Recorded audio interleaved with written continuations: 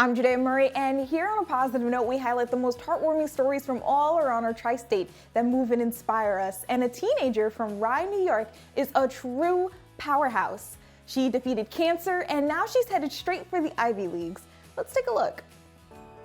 In recognition of your academic achievements, contributions towards the well-being of others, and commitment to a future career in medicine. 12 years after leaving Memorial Sloan Kettering Hospital for treatment of acute myeloid leukemia, a type of blood cancer, it is my great honor to present to you the class of 2020.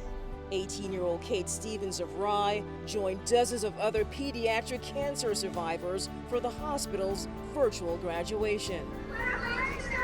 Seeing all of those kids also graduating with me, seeing some of my old doctors and my old teachers at Sloan Kettering, it's just powerful. A former patient, now ready to become a caregiver herself. Kate's headed to Harvard in the fall to study pre-med. I definitely have aspirations to go into medicine, which definitely do kind of trace back to my experiences at Sloan Kettering. Now I hear Columbus Park over in Stamford, Connecticut is starting to look a little bit like Valentine's Day. That's because one young lady is using both her voice and her arts and crafts to show her support for civil rights. It's another way. Not everyone is meant to be a protester. We all have our different strengths. Chalk on sidewalks, parks with wishes. Under the trees in Stamford, a different type of demonstration. I did not tell my mom about it right away, and that was because she's been kind of adverse to me going to protest, but I think that was part of what inspired us to do this. Jennifer and Hannah wanted a gentle way for young people to support Black Lives Matter and invited everyone to grab scissors.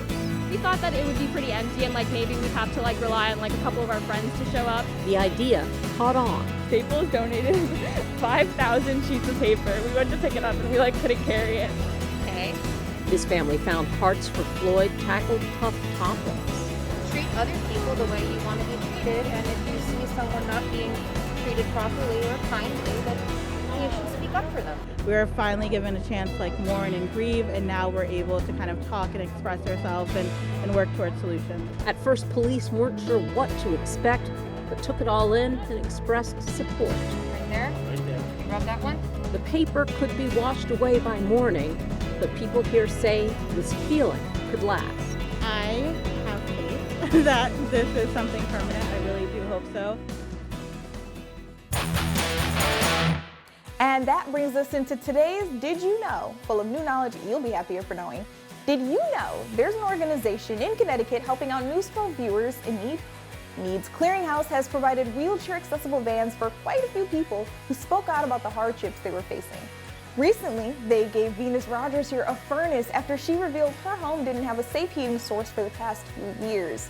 Moral of the story is, speak up. You never know who's listening. By now, you've probably heard about the Front Porch Project. Photographers going around their neighborhoods taking beautiful family portraits in front of their homes. Well, one tri-state photographer just teamed up with a local museum using her camera to document history. Take a look.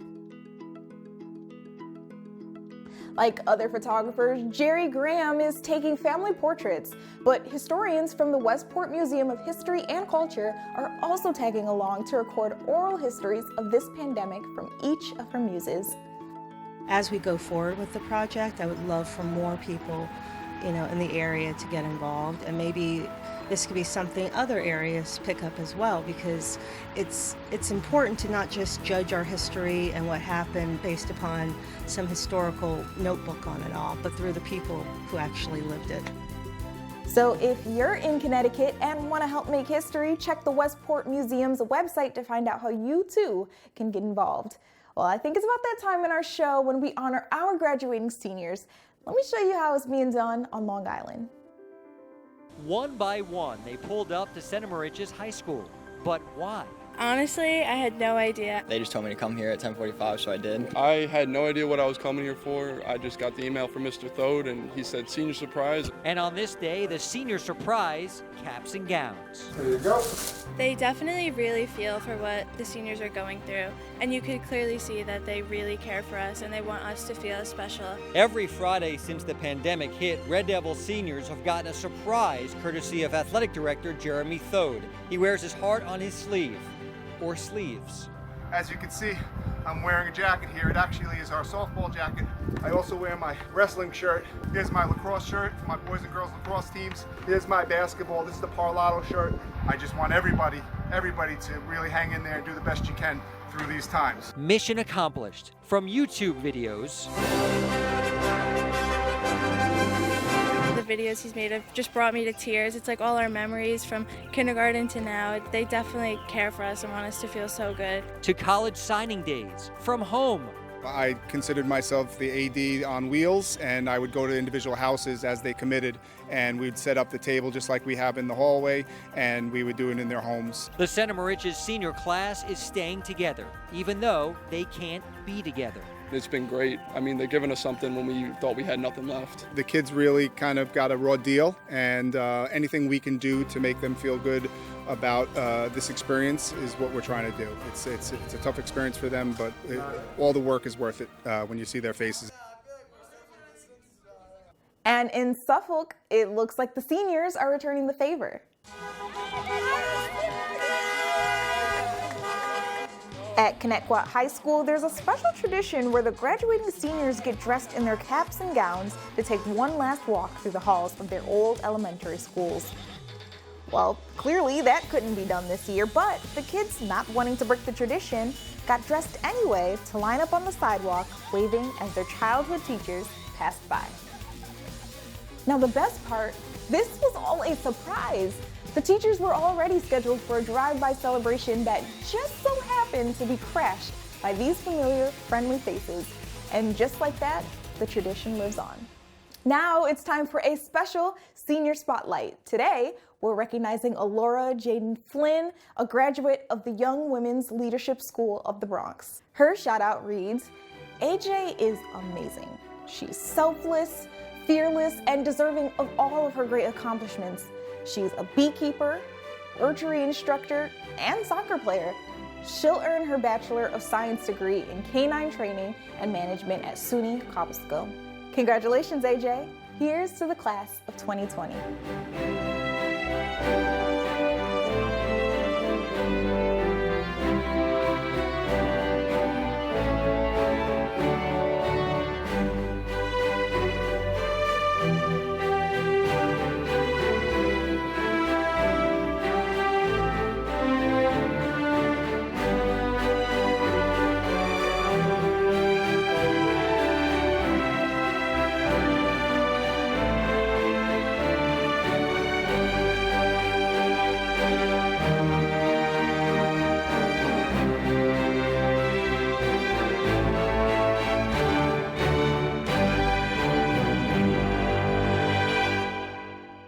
School's just about out around our tri-state, and still, there's an adorable little Stratford boy learning math in such a creative way.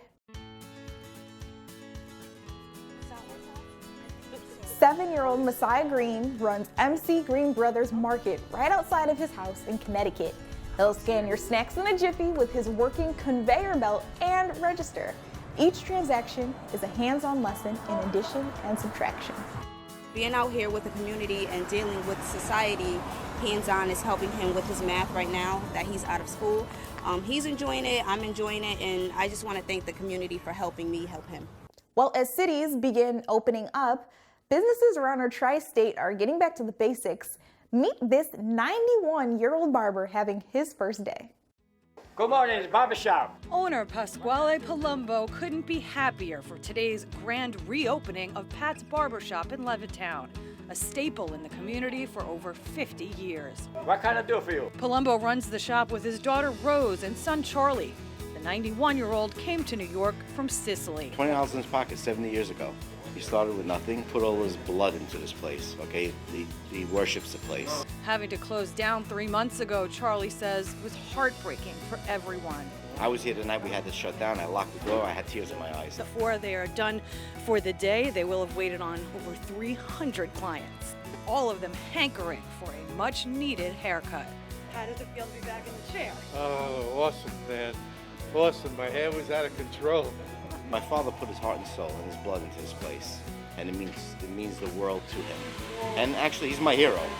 What he built out of nothing is something to be proud of. Is it ever going to get back to normal? Who knows? For now, it's the simple things that are making things just a little bit better. Make it nice.